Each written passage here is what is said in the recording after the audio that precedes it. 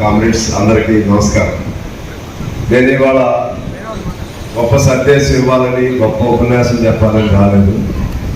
మన ఉమ్మడి జిల్లా కాబట్టి, మన సొంత జిల్లా కాబట్టి కొద్దిగా నేను అసలు యాక్చువల్గా రావాలనుకున్నాను. అదే 100 ఏళ్ల నుంచి చరిత్ర కలిగిన పార్టీ అయ్యా మా పార్టీ. ఎదుగుదల లేదు అంటే అప్పుడున్న ముసలివాళ్ళే ఉన్నారు కదా, అప్పుడు పార్టీ స్థాపకులే ఉన్నారు కదా, మరి వాళ్ళు ఎట్టిపోయారు, వాళ్ళే నడుపుతున్నారా ఇప్పుడు అని నేను అడుగుతా ఉంటాను.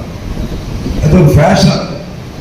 కమ్యూనిస్టులు పెరిగేది లేదు, పుట్టేవాడికి అన్న, పెరిగేవాడికి తమ్ముడు, లేకపోతే వీళ్ళకి యువరక్తం లేదు, విద్యార్థులు లేరు, ఇటువంటి ప్రచారం మన మీద చేస్తుంటే మన వాళ్ళు కూడా అంతే నమ్ముతారు.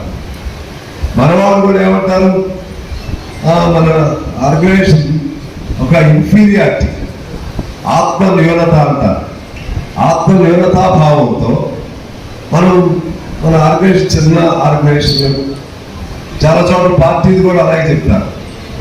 నేను మొన్న దాసరి నాగభూషణరావు గారి విగ్రహ ప్రతిష్టాపన కూడా అప్పుడు కూడా నేను విన్నా, వాళ్ళు మాట్లాడారు. ఇప్పుడు చిన్న పార్టీ అయిపోయింది అని అంటున్నారు. చిన్నదేంటి పెద్దదేంటి నాకు అర్థం కాలేదు. చిన్నదంటే ఏంటి, ఏది పెద్ద పార్టీ, ఏది పెద్దది, ఏది చిన్నది, ఏది మధ్యస్థం, ఏది పెరుగుతున్న పార్టీ, ఏది స్థిరమైన పార్టీ, ఏ సిద్ధాంతం స్థిరమైన సిద్ధాంతం. ఇవి సైద్ధాంతికంగా, అదేవిధంగా మన రేషనల్గా హేతుబద్ధతలో మనం ఆలోచన చేస్తే చిన్న అనే పదానికే ఈ మన డిక్షనరీలో తావు ఉండరాదు. నేను ఎవరికంటే తక్కువ కాదు అనే ఫీలింగ్ లేకపోతే నువ్వు యువకుడుగానే పనికిరావు, నువ్వు యువకుడుగానే పనికిరావు. నీ సంగతి పక్కన పెట్టి మేము అసలు కమ్యూనిస్టులుగా మా పార్టీ చిన్నది అని ఎప్పుడైతే నువ్వు అన్నావో నువ్వు సగం చచ్చిపోయినట్లే.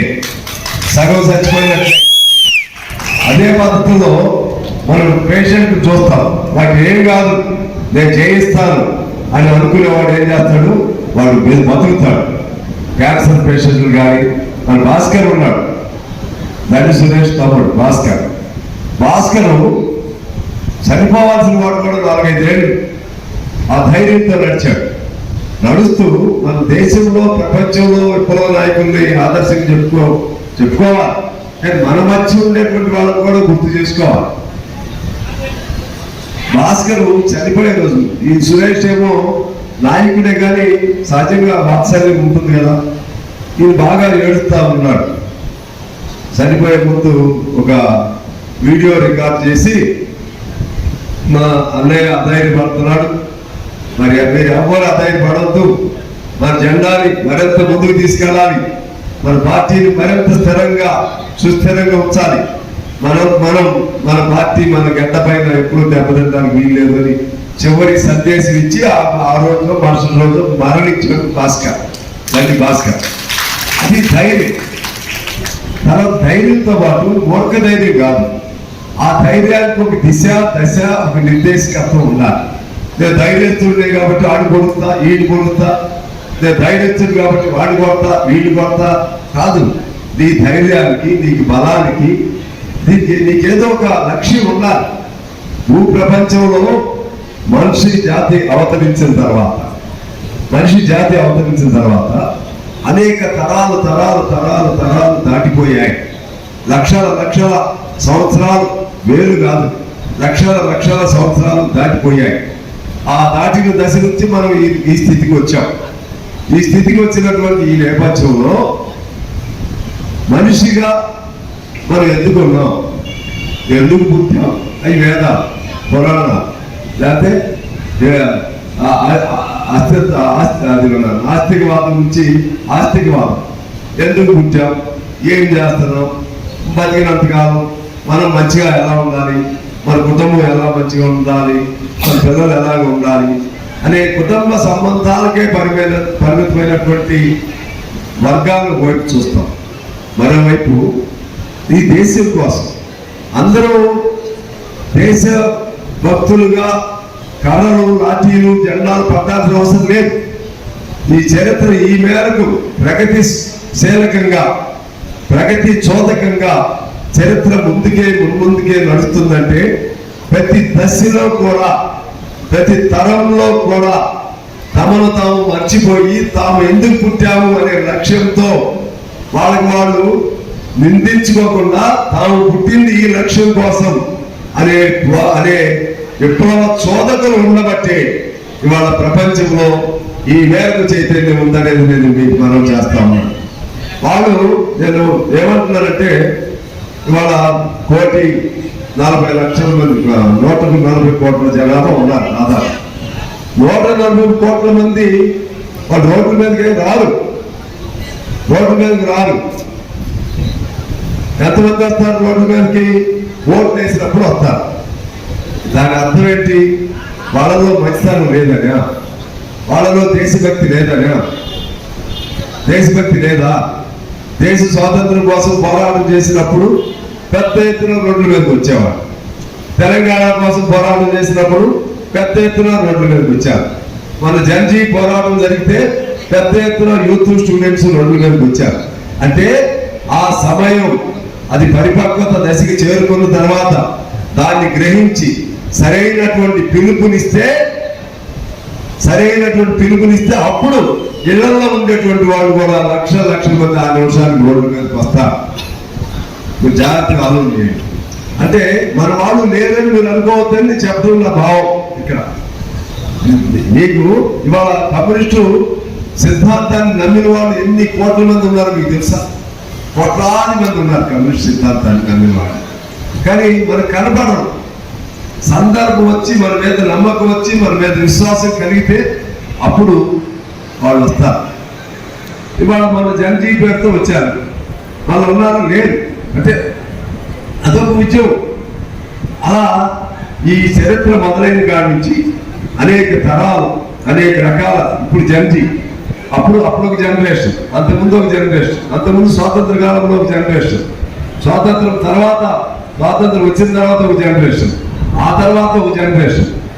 తరాలు మారిపోతా ఉంటాయి. మారేది ప్రతి తరంలో కూడా అందులో అభివృద్ధి భావాలు కలిగిన వాళ్ళందరూ కూడా కొత్త జనరేషన్ గా ఉంటారు. వాళ్ళు తయారవుతూ ఉంటారు. ఆ జనరేషన్ ఒక అవకాశం వచ్చినప్పుడు ఖచ్చితంగా వారేంటో రుజువు చేసుకుంటారు. ఇది మనం ఆలోచన చేయాలి. కమ్యూనిస్టులకు ఒక జనరేషన్, ఇప్పుడు జనజీది ఎలా జనరేషన్ వచ్చిందో, జీ అంటే అది ఒక కొత్త జీ అనే పేరు పెట్టుకున్నారు. జన్మాయ్ అదంతా ఎక్కడ చూసినా మన ప్రభే వెలుగుతూ ఉండేది కమ్యూనిస్టులు. అదే జనజీ ఇప్పుడు ఎలాగో అంతకంటే ఎక్కువ విన్న ప్రభావం మనం చూపించేవాళ్ళం. ఇవాళ వచ్చేసరికి ఆ ప్రభావం లేకపోవడానికి కారణం ఏంటి? నిరుత్సాహం. లేకపోవడానికి కారణం ఏంటి? నైరాశ్యం. మీరు తీసుకోండి, ఒక భగత్ సింగ్నే గుర్తుపెట్టుకుంటాం మనం. ఒక భగత్ సింగ్ లక్షల కోట్ల మందికి ఒక స్ఫూర్తినిచ్చాడు. ఒక వివేకానందుని గుర్తుపెట్టుకుంటాం. ఒక వివేకానందుడు యువకులందరికీ గొప్ప స్ఫూర్తినిచ్చాడు. అదే పద్ధతుల్లో ఈ చరిత్రను మరుపు దిక్కులు ప్రతి సందర్భంలో ఒకళ్ళు, ఇద్దరు, ముగ్గురు విప్లవకారులు అలా ఉద్భవిస్తారు. వాళ్ళని గుర్తుపెట్టుకుంటారు. మరి మన పాత్ర ఏమిటి అని మీరు ఆలోచన చేసుకోవాలి. ఉపన్యాసాలు మైకి దొరికితే చాలా ఉపన్యాసాలు చెప్తాం. ఉపన్యాసాలు చెప్పడం కాదు, నువ్వేమిటి, నువ్వు ఒక మాట చెప్పేటప్పుడు నేనేమిటి అని నువ్వు ప్రశ్నించుకుని ఇంకొకరికి నువ్వు ఉపన్యాసం చెప్పాలి.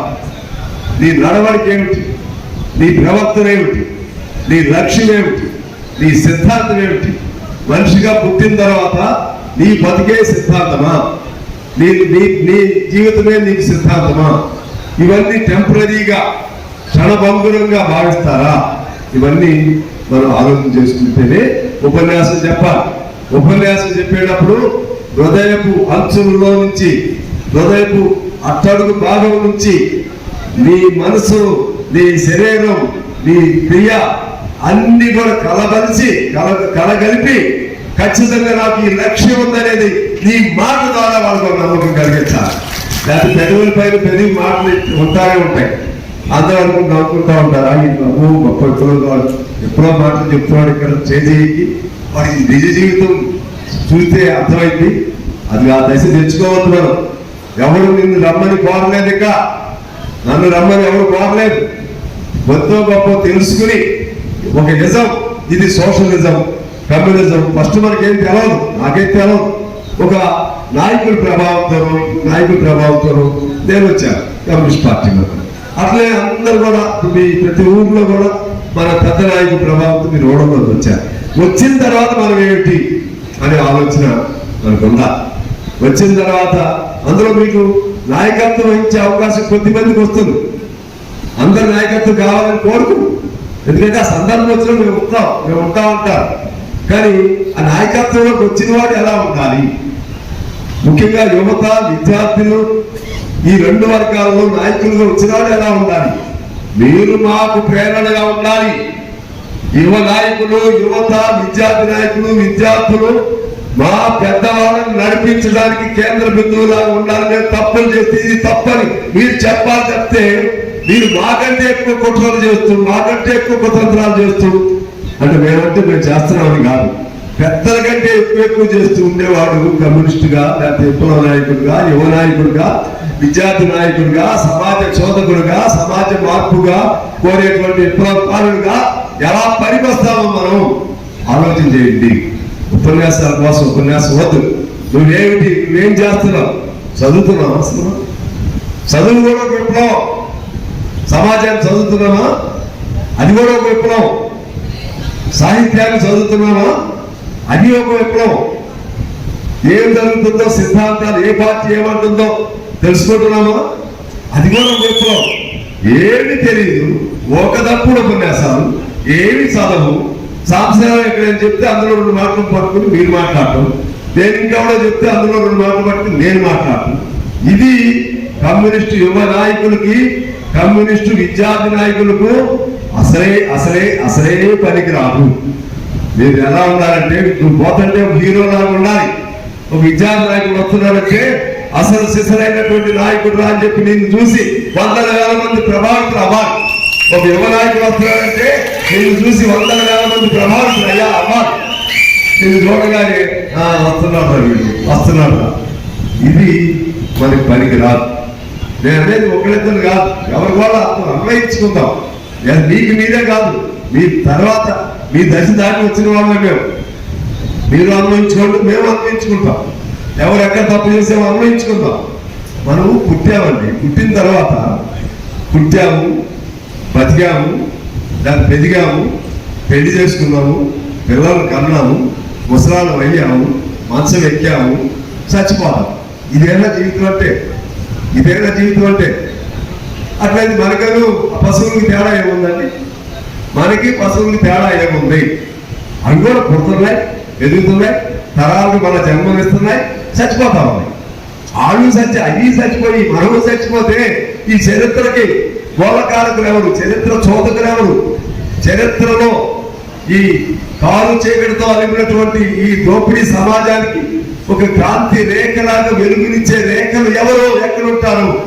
అది కమ్యూనిస్టుల్లో, యువకుల్లో, కమ్యూనిస్టు యువతలో, కమ్యూనిస్టు విద్యార్థుల్లో ఉంటారు అనే విశ్వాసాన్ని సమాజానికి కలిగించాలి. నేను మళ్ళా ఎక్కువ సమయం తీసుకోను. నేను ఏంటంటే ఈ 2 మాటలు చెబుదాం అనుకున్నాను. ఒక భగత్ సింగ్ ఏం కోరి ఆత్మహత్య చేసుకున్నట్టు, ఏం కోరి తన శరీరాన్ని, తన జీవితాన్ని ఈ దేశం కోసం త్యాగం చేసి చెప్పండి. బ్రతకడం చేతకాక, ఒక అల్లూరి సీతారామరాజు బ్రతకడం చేతకాక, ఒక సుభాష్ చంద్రబోస్ బ్రతకడం చేతకాక, ఒక 5,000 మంది కమ్యూనిస్టు యోధులు తెలంగాణలోనే మరణించారే, వాళ్ళు బ్రతకడం చేతగా సరిపోయారా? వాళ్ళకి పిల్లలు కుటుంబాలను కోరికలు లేవా? కానీ అటన్నిటికంటే మించి మనం పుట్టిన తర్వాత మనం బ్రతికి కాదు, సమాజంలో పక్కవాడు కూడా వాడిని కూడా నిలబెట్టాలి అనే ఆలోచన కలిగిన వాడే కమ్యూనిస్టు. ఆ ఆలోచనలో నుంచి ప్రశ్న ఉద్భవించిన వాడే కమ్యూనిస్టు, ప్రశ్నించేవాడే కమ్యూనిస్టు. ఆ విధంగా ప్రశ్న నుంచి అనేక విప్లవకారులు తయారయ్యారు. వాళ్ళ కోసం చూసుకోలేదు. మనం అన్ని సౌకర్యాలతో ఇప్పుడు కారులో వచ్చాం. పూర్వం కారులో వచ్చేవాడు కాదు, కాలం మారింది. అది లేదు. పూర్వం అడవుల్లో ఉండి విప్లవాలు నడిపారు. అడవుల్లో ఉండి ఏం కారణం వచ్చిందని ఇప్పుడు కూడా నక్సలైట్లు వాళ్ళు అంటున్నట్టు చెప్తారు, చివరిలో చెప్తారు. నక్సలైట్లు నిన్న కొంతవరకు ఎక్కడ ఉన్నారు చెప్పండి, దానికి కూడా కులాలంట కడతారు. నక్సలైట్లకి అడవిలో ఉండేవాడికి కూడా కులవాట కడతారు. అందులో రామకృష్ణ అని గొప్ప పెద్ద నాయకుడు, ఆయన కొడుకుని చంపేశారు. ఆయన బ్రాహ్మణ కులం, బై బర్త్ బ్రాహ్మణ కులం. ఈ కులం అనేది భారతదేశానికి ఉన్నటువంటి పట్టిన జాడ్యం. అది నీకు తెలిసి పలానా కులం అని పుట్టలేదు, నాకు తెలిసి పలానా కులం అని పుట్టలేదు. దాన్ని స్వార్థ ప్రయోజనాల కోసం ఒక నాయకుడి మీద తిరుగుబాటు చేయడానికి వీళ్ళు దేకులం, మనందరిలో కులం. అంటే సామాజికంగా వెనకబాటుతనం కలిగిన వర్గాల్ని కులాల్ని గుర్తించాలి మనం, తప్పదు. కానీ అదే ఒక అంశంగా తీసుకోవడానికి వీల్లేదు. అందుకే నక్సలైట్లు అంత త్యాగాలు లేదు, వాడి సిద్ధాంతం మన సిద్ధాంతం వేరు. అంటే అంతిమ గోల్, అంతిమ లక్ష్యం మందే. సిపిఐ నుంచి సిపిఎం చీలింది, సిపిఎం నుంచి ఎంఎల్ పార్టీ చీలింది, ఎంఎల్ పార్టీ నుంచి మిగిలిన అనేక గ్రూపులు ఏర్పాటయ్యాయి. అందరి జెండా ఎవరి మనం కంకి కూడా పెడుతున్నామే, అది మన ఎన్నికల సింబల్. మన పార్టీ సింబల్ ఏంటి? పార్టీ సింబల్ శుద్ధి కూడా మనది అదే, సిపిఎం వాళ్ళది అదే. వాళ్ళేమో వాళ్ళ ఎన్నికలు తాళ్ళు పెడుతున్నారు, చొక్క పెడుతున్నారు. నక్సలైట్ కూడా అదే. అంటే మాతృ సంస్థ కమ్యూనిస్ట్ పార్టీయే. మన జెండా అందరి జెండా ఎర్ర జెండానే. మన అందరి లక్ష్యం సోషలిజం సాధనే. మన అందరి లక్ష్యం దోపిడీ లేనటువంటి ఒక వ్యవస్థను స్థాపించడమే ప్రతి కమ్యూనిస్టు లక్ష్యం. కానీ దానికి కూడా పేర్లు పెట్టి ఇవాళ ఏమన్నారంటే ఇక ఎవరూ లేరు. మొన్నటివరకు ఏమన్నారు, ఈ నక్సలైట్లు లేరు, విడిచిపెట్టేసామన్నారు. నక్సలైట్లు లేరు అన్నారు. మనం ఏమన్నాం, ప్రశ్నించే వాళ్ళన్నంత కాలం నక్సలైట్ ఉంటాడు, నక్సలైట్ భావజాలం ఉంటుంది.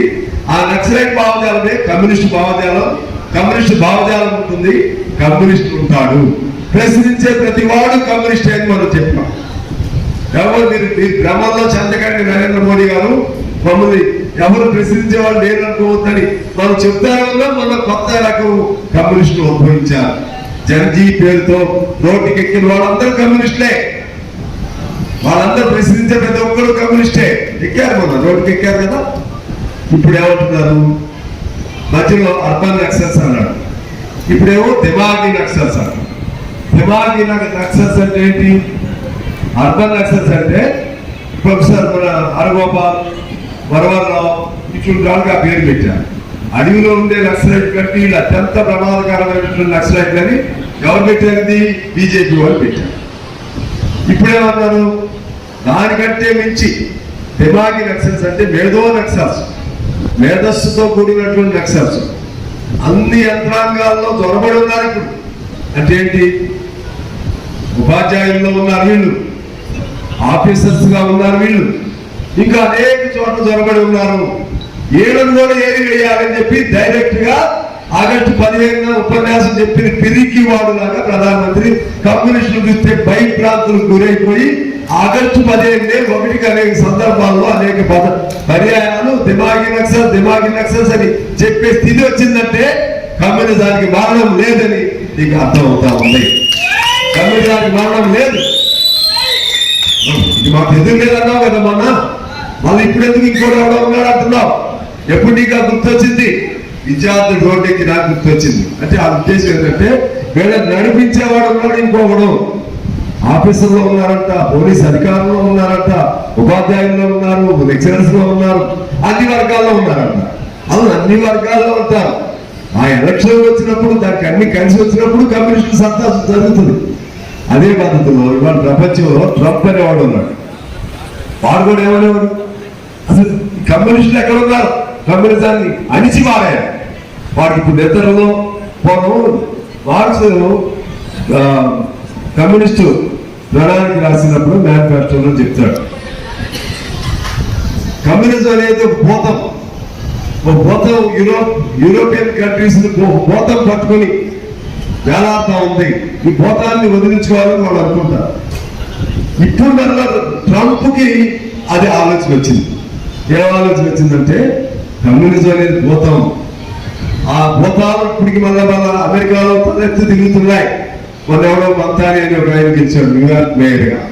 తర్వాత ఇప్పుడు మన ప్రైమరీస్ అని ఉంటాయి, అంటే కింద మన జిల్లా పరిషత్తు లాంటివో లేకపోతే రాష్ట్రాలకు సంబంధించినటువంటి వాటిల్లో కూడా డెమోక్రట్స్ ఓడించి, అంటే ఆ పార్టీ అభ్యర్థులు డెమోక్రటిక్ పార్టీ అనే దానిలో డెమోక్రట్స్ ఓడించి సోషలిస్ట్ గెలుస్తున్నారు. అంటే నా ఇద్దరు పార్టీ నుంచి సపోజ్ సిపిఐ నుంచి నేను ఈ గోడం ఎక్కడ ఉండాలని కోరుతున్నాను అనుకో, నేను కమ్యూనిస్ట్ భావాలు చెప్పాను, ఇంకొక ఆయన సాంప్రదాయంగా చెప్పాడు.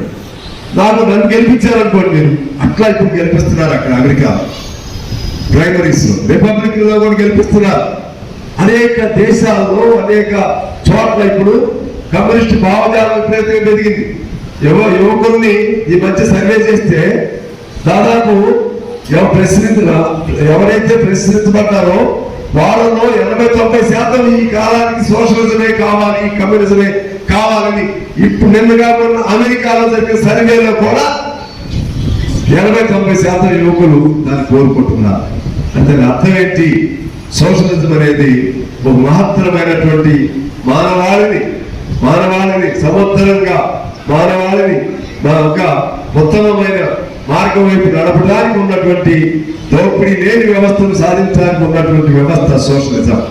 దానికి అసలు దిశలైనటువంటి దివిటీకారులు ఎవరయ్యా అంటే ఆ సోషలిస్ట్ భావాన్ని ముందుకు తీసుకెళ్లే చోదకకారులు, విప్లవకారులు, దివిటీకారులు ఎవరయ్యంటే మీ యువకులు, విద్యార్థులు. అందువల్ల నేను ఏమంటున్నానంటే చదవండి, గురించి కష్టపడండి, ఏదో ఒకటి ఒక్కరు 10 మందిని తయారు చేయాలి. నీ చెడు అలవాట్లు ఉంటే పాన్ వేసుకుని పాన్ గుట్కాలు వేసుకుని అది హీరోయిజం కాదు. అమ్మాయిని అట్లా ఇట్లా వేధించడం అది హీరోయిజం కాదు. లేకపోతే ఆ కాసేపు నువ్వు హీరో అవుతావు కాలేజీలో కానీ బయట కానీ. నీ ఎమ్మటి అవ్వడం తర్వాత నీ ఆరోగ్యమే నీ చేతుల్లో ఉండదు. ఎప్పుడైనా కమ్యూనిస్ట్ అనేవాడు చెడలవాళ్ళు కొన్ని ఉంటాయి, దాన్ని పరిత్యజించాలని ప్రయత్నం చేయాలి. మీ యువకులు ఎలా ఉండాలంటే మంచి ఆరోగ్యంగా, సౌష్ఠవంగా. పూర్వం చంద్రశేఖర్ రాజా ఆయన మంచి జిమ్ము నడుపుతా ఉండేవాడు. ప్రతి ఎప్పుడో చంద్రరాజరాగా రోజు వ్యాయామాలు, మామూలు వ్యాయామాలు ఉండే కాదు. పాత కమ్యూనిస్టులు ఎవరైనా సరే అన్నేళ్ళు 90 ఏళ్ళు 95 ఏళ్ళు బతికారంటే ఎన్ని మానసిక ఒత్తిళ్లు ఉన్నా కూడా శరీరాన్ని స్వాధీనంలో ఉంచుకునేవాడు. కమ్యూనిస్ట్ ఉద్యమం ముక్కలు అవుతున్నా సరే తట్టుకుని మళ్ళా నిలబడటానికి వాళ్ళు మానసికంగాను శారీరకంగాను ధైర్యంగా ఉండేవాళ్ళు.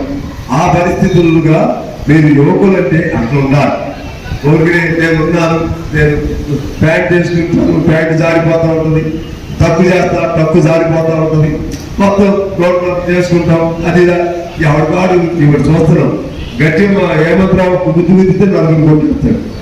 ఏమంటారు నలుగురు కొత్త ఏమంటారు నలుగురు. నేను చిన్నప్పుడు అంతే. నేను కూడా నువ్వు ఎప్పుడు నిన్ను నాయకుడిగా గుర్తిస్తారంటే నీకు సైద్ధాంతిక బలం ఉండాలి, మానసిక బలం ఉండాలి, నైతిక బలం ఉండాలి, శారీరక బలం ఉండాలి, ఒక లక్ష్యం ఉండాలి, నీకు తోటివాడి పట్ల ప్రేమ ఉండాలి, తోటివాడి పట్ల కనికరం ఉండాలి, పక్కవాడిని నావాడే, నా తమ్ముడే, నా అన్నని భావన నీకు ఉండాలి. అప్పుడు నిన్ను ఒక నాయకుడిగా గుర్తిస్తారు. ఆ విధమైనటువంటి నాయకత్వ లక్షణాలను పెంపొందించుకుని తద్వారా ఏఐవైఎఫ్ అంటే అసలు సిద్ధమైనటువంటి విప్లవానికి మార్పుకు సంకేతం ఏఐవైఎఫ్ అని రుజువు చేసుకోవాలి. ఏఐవైఎఫ్ లో పనిచేసే ప్రతి ఒక్క కార్యకర్త కూడా దేశభక్తి నిండా మునిగినటువంటి శరీరం నుండి ప్రతి అణువు కూడా దేశభక్తితో నిండి ఉన్నటువంటి వాడే యువకుడు అని చెప్పి వివేకానందులాగా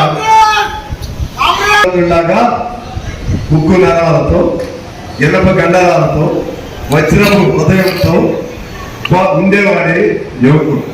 అది ఆ లక్ష్యం తీసుకుని భగత్ సింగ్ లాగా క్షమాభిక్ష ప్రసాదిస్తున్నా సరే తల్లిదండ్రులు క్షమాభిక్ష మా వాడి తరఫున రాసిస్తే తండ్రిని వ్యతిరేకించి ఆ క్షమాభిక్ష నాకొద్దు, నన్ను ఉరిదీస్తే, ఒక్క భగత్ సింగ్ మరణిస్తే వేల మంది భగత్ సింగ్ ఉద్భవిస్తారు అని విరికాము ఇంకిలాబ్ జిందాబాద్ అని విరికాము ఎక్కిన భగత్ సింగ్ రాజగురు సుఖదేవులు ఉన్నారే, ఆ టైప్ కావాలి మనకి, ఆ టైప్ కావాలి. సినిమాల్లో కాదు, నిజ జీవితం ఉన్నటువంటి వీరత్వం, నిజ జీవితం ఉన్న ధీరత్వం, నిజ జీవితం ఉన్న హీరోయిజం కావాలి. అది మనం కమ్యూనిస్టులుగా, కమ్యూనిస్టులు మా పిల్లలు మీరంతా ఇంకా పూర్తి కమ్యూనిస్టులు ఇంకా అవును మేమే కాలేదు. మీరు లక్ష్యం అది, అడుగులు ఆ వైపు రావాలి, ఆ వైపు వచ్చే విధంగా మీరు మంచిగా తయారవ్వాలి. ఇవాళ ఖమ్మం జిల్లా ఒకప్పుడు మన జిల్లా ఇది, కమ్యూనిస్టులు కంచుకోట. ఇప్పుడు కూడా ఒకప్పుడు అన్నారంటే నువ్వు కూడా ఒకప్పుడు అంటున్నావు అని అనుకోవద్దు. ఒకప్పుడే కాదు, ఇప్పుడు కూడా ఇంతమంది ఉన్నారంటే, ఇంతమంది యువకులే ఉన్నారంటే మనం నడిస్తే, మనం రోడ్డు మీద నడిస్తే, మనం ఎర్ర సైన్యం నడిస్తే, మనం కవాతు దొక్కితే ఎదురొచ్చేవాడు ఎవడన్నా ఉంటాడని నేను అనుకుంటున్నాను.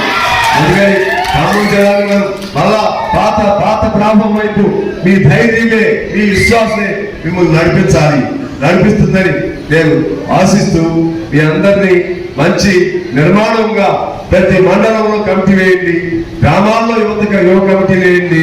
అదేవిధంగా జిల్లాని తరచూ సమావేశాలు జరపండి, ప్రజా సమస్యలు తీసుకోండి, సమస్యల పైన ఉద్యమాలు నిర్మించండి. ఆ విధంగా ముందుకు నడవండి. నేను ఎంత ఇబ్బందులు ఉన్నా ఈ 2 వారాలు మీకు చెప్పి నేనేం చదివి రాలేదు, జనరల్ రాజకీయ ఉపన్యాసం చెప్పడానికి రాలేదు, మన ప్రవర్తన గురించే కొద్దిగా చెప్పాలని ఆలోచిస్తూ వచ్చాను.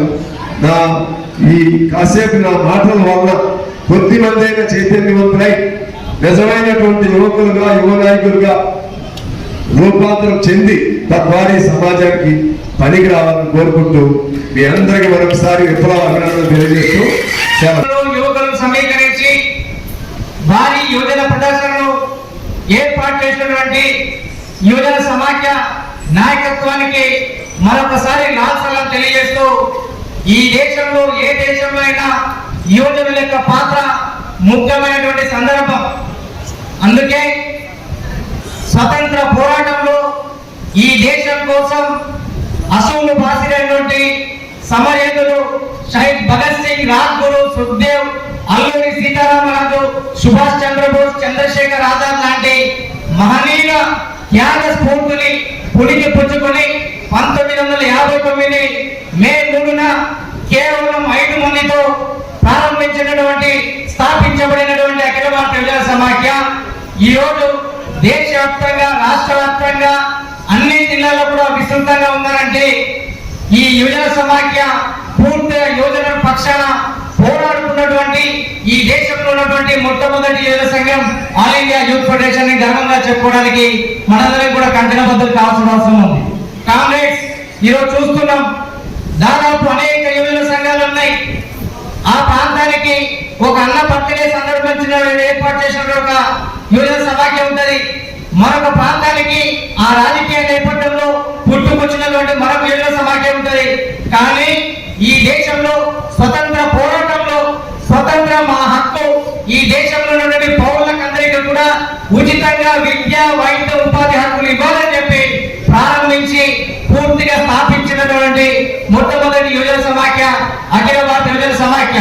కానీ ఈ రోజు పూర్తిగా స్వతంత్ర ఫలాలను ఈ దేశంలో ఉన్నటువంటి విద్యార్థులకు, యువకులకు ఇవ్వకుండా పూర్తిగా కాలార్పణ చేస్తున్నటువంటి పాలకుల విధానాల మీద ఈ రోజు ఆల్ ఇండియా యూత్ ఫెడరేషన్ జాతీయ స్థాయిలో పోరాడుతున్నటువంటి సందర్భం ఉంది.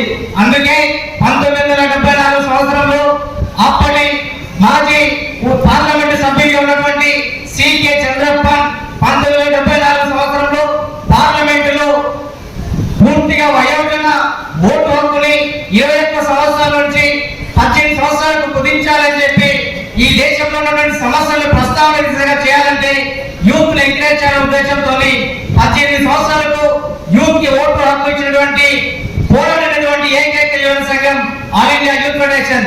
దానికి అనుగుణంగానే 1980 సంవత్సరంలో ఈ దేశంలో ఉన్నటువంటి పౌరులకు ఉద్యోగాలైనటువంటి పనినైనా కల్పించండి లేదా జైల్లో పెట్టండి అని చెప్పి నిర్ణయించినటువంటి organisation all India youth federation. దానికి అనుసంధానంగానే సేవ్ ఇండియా చేంజ్ ఇండియా పేరుతోని భగత్ సింగ్ జన్మస్థలం పంజాబ్ లోని హుస్సేనివాలా నుంచి కన్యాకుమారి వరకు కూడా దేశం నలుమూలలా విస్తృతంగా పర్యటించి ఈ దేశంలో యువకులు ఎదుర్కొన్న సమస్యల మీద విస్తృతంగా విధానంగా సమరశీలంగా పోరాడినటువంటి organisation all India youth federation. కానీ మనం చూస్తున్నాం, ఈ రోజు దాదాపు స్వతంత్రం సిద్ధించి 80 సంవత్సరాలు అవుతున్నా ఈ దేశంలో విద్య ఉచితంగా లేదు, వైద్యం ఉచితంగా లేదు, చదువుకున్నటువంటి విద్యార్థులకు యువతకు ఉపాధి అవకాశాలు కల్పించడం లేదు. కామ్రేడ్స్, మనందరం ఒకటి సందర్భంగా గుర్తించుకోవాలి. 1947లో స్వతంత్ర పోరాటాన్ని ఇక్కడ ఉన్నటువంటి మనందరం కూడా చూడకపోవచ్చు. కానీ దానికి అనుగుణంగా 2026 సంవత్సరంలో ఢిల్లీ నడుమున జంతర్ మంతర్ దగ్గర పార్లమెంట్ ముట్టడికి ఇచ్చేటువంటి సందర్భాన్ని మనందరం చూసినటువంటి కాంగ్రెస్ అంతా కూడా చేతులెత్తాలి. 2026 సంవత్సరంలో ఇటీవల జరిగినటువంటి జంజీ పోరాటాన్ని చూసినటువంటి ప్రతి కాంగ్రెస్ చేతులెత్తాలి. ఎందుకంటే 1947 స్వతంత్ర పోరాటాన్ని మనం కేవలం చారిత్రక రూపకంగా పాఠ్య పుస్తకాల రూపకంగా చూడగలిగాం. కానీ ఇదే పోరాటం ఈ దేశంలో 12 సంవత్సరాలుగా ఈ దేశంలో పూర్తిగా దాదాపు 56 ఇంచీల జాతీయాన్ని చూపించుకుంటున్నటువంటి ఈ దేశ ప్రధాని నరేంద్ర మోడీ పూర్తిగా జంజీల పక్షాన, విద్యార్థుల పక్షాన ఆయన రొమ్ముని విరిచినటువంటి సంఘం ఆల్ ఇండియా యూత్ ఫెడరేషన్. ఎందుకంటే 2026 ఇటీవల జరిగినటువంటి ఆ పెద్ద పోరాటం కేవలం ఒక ఈ పాలకవర్గాలు అనుసరిస్తున్న విధానాలకు వ్యతిరేకం కాదు. ఈ దేశంలో ఉన్నటువంటి విద్యార్థులకు యువతకు జవాబుదారీతనంగా అకౌంటబిలిటీ లేదు అనే ఉద్దేశంతో ఆ జంజీ పోరాటం దాదాపు 32 రోజులు గడిచింది.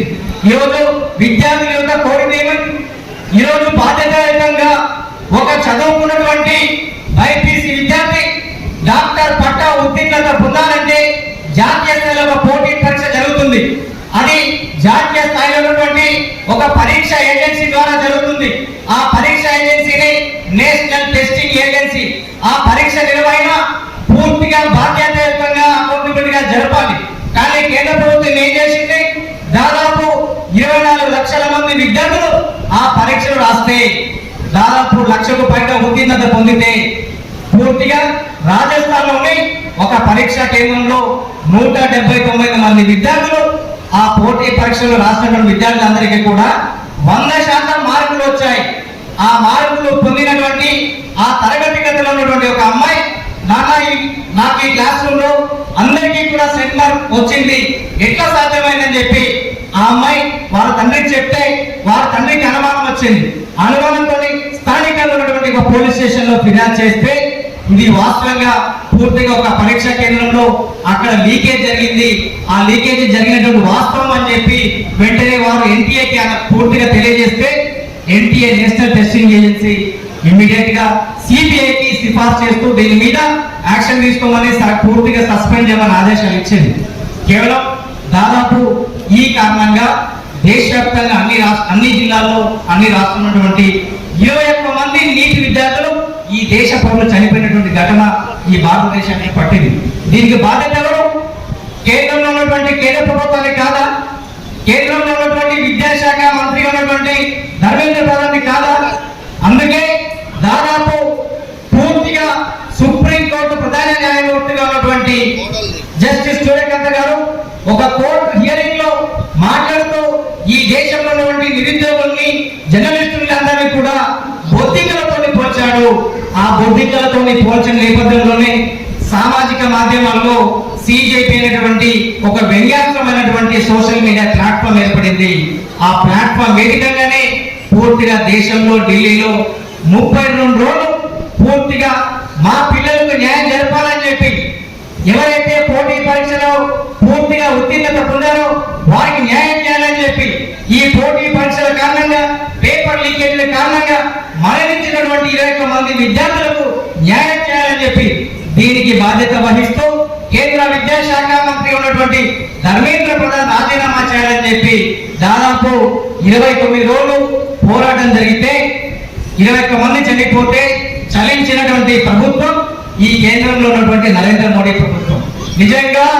నిజంగా ఈ దేశ యువత పట్ల, ఈ దేశ విద్యార్థుల పట్ల మోడీకి చిత్తశుద్ధి ఉంటే దాదాపు ఎప్పుడైతే పేపర్ లీకేజీ ఘటన జరిగిందో అప్పుడే